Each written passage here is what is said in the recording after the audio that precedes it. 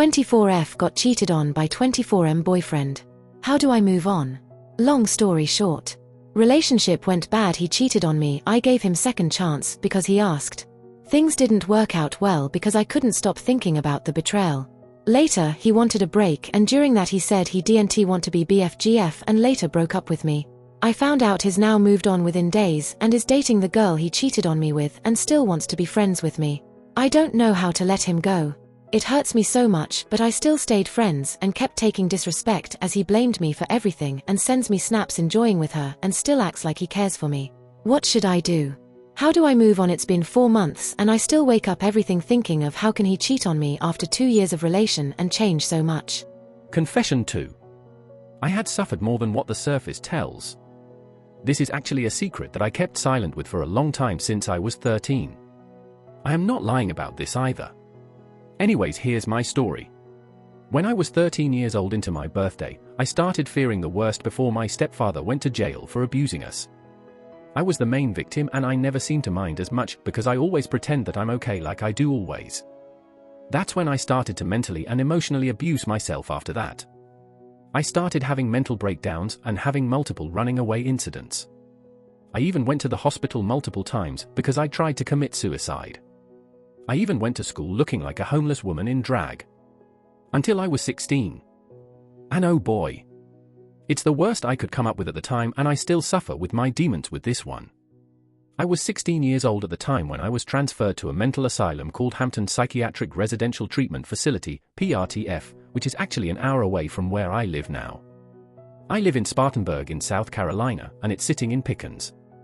Anyways, I was transferred there because I just kept self-harming. Although I still kept a low profile at the time. I still hid in the fact that I hated to be the center of attention. The staff treated me with respect at first until it just goes downhill very fast. I was smart enough to know that I was in a tough spot.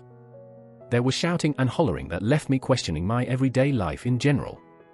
I left myself wondering if I am actually going to die or if they are actually willing to help my sanity me to get run over for no reason. I was basically giving up a lot when it was my 17th birthday, which I still hated celebrating since I was 13 and my 13-year-old self died out of the happiness scale for once. Good old days, don't I think? Anyways. I still kept getting paranoid and the kids kept bullying me and saying that I'm ugly anyways and even threatening to kill me if I didn't stop hurting myself. I kept punching the wall to get them to stop, but it never helps. They kicked me, they even didn't care if I hurt myself. My knuckles bled like crazy and I still kept punching the wall to lose some amount of blood. I was satisfied with my blood, so why do those dickheads care anyways? I was put in another facility and wouldn't you know it, they finally decided to release me. I was so disappointed that the fact they kept me alive for almost 2 years. My 18-year-old self suffered nightmares about it, my 19-year-old self became a grumpy hag, my 20-year-old self did the same and my 21-year-old self asked for the love of raccoons and winter waters. Please tell me my nightmares became real? Of course they're real. But not all of them. I am only 22 years old now and I'm still suffering PTSD and severe anxiety after the ordeal. I even saw the reviews on Google Maps and they changed their name to Avalonia or something. They're trying to hide and change their identity. Don't think I'm lying. This is true and I already know it is. I'm going to go question my sanity and life choices. Edit, I was recently diagnosed with unspecified mood disorder, autism and severe anxiety and I still do to this day. But hey, at least I've improved and I didn't try to kill myself or self-harmed. If you went to Hampton PRTF in Pickens in South Carolina, PLZ, tell me your experience. I would love to hear them. Even if it's bad and terrifying, I am willing to listen and believe you. Y'all are innocent like me. Anyways, love y'all and stay safe. Confession 3. My girl has been sexting and texting other guys.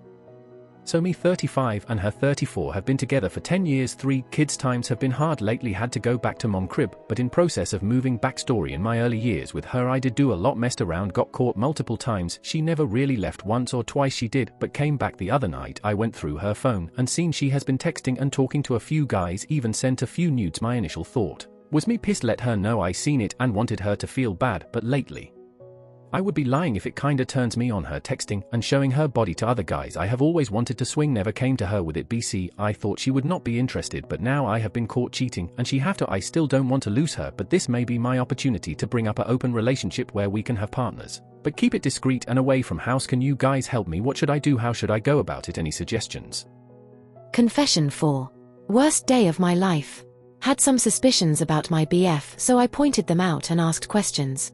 Saw a long brown hair on his jacket, coming home with bottles of Fiji, obviously made a stop before coming home, cutting his hair and primping every time he left to Uber, being exhausted all the time, not initiating sex with me, snapping on me for anything like I'm just a nuisance all of a sudden, etc. Was met with lies and gaslighting about how I'm always pulling arguments and problems out of nothing. His birthday weekend comes and his friend stays so they can celebrate together. I never got invited out, he's still not being affectionate, and he's mocking me to his friend as if my insecurity is stemming from my imagination. We keep arguing. Thanksgiving comes around and we get invited to a friend's house. I woke up early after having a dream he was texting someone, so I had to confront him. I had been forced to ATPLL, so he starts an argument, I find nothing, but the fact that he started an argument made me ask for his iPad and bingo. He cheated on me multiple times not even 2 weeks after I moved in from another state. He had been coming home and lying to my face. He told me he enjoyed himself and that it was my fault. BC, I neglected him. Long story short, I freaked out and he called the cops on me. Spent a week in jail until I got bonded, found out I was pregnant, and now I am having my first abortion. Used the pregnancy calculator and we conceived the literal day I found the messages, pictures, and condoms. We were together 4 years and I left my hometown to be with him and start a life. We had problems before, but I sincerely thought we would work things out somehow, but now? He's called me every name in the book and told everyone I was in jail. BC, I was basically crazy. Now I have a record and my life is ruined and I have to find a place to live soon since the abuse and lies have yet to stop. He says I'm a stupid bitch and pathetic for coming back if I don't want to be with him, but I don't have any family, friends, just started a new job in a new state. All I do is cry, work, and eat now. I feel like shit and look like shit. It really took a hit on my self-esteem and how I view myself altogether. He's happy as ever, still going out and living life while I cry myself to sleep each night.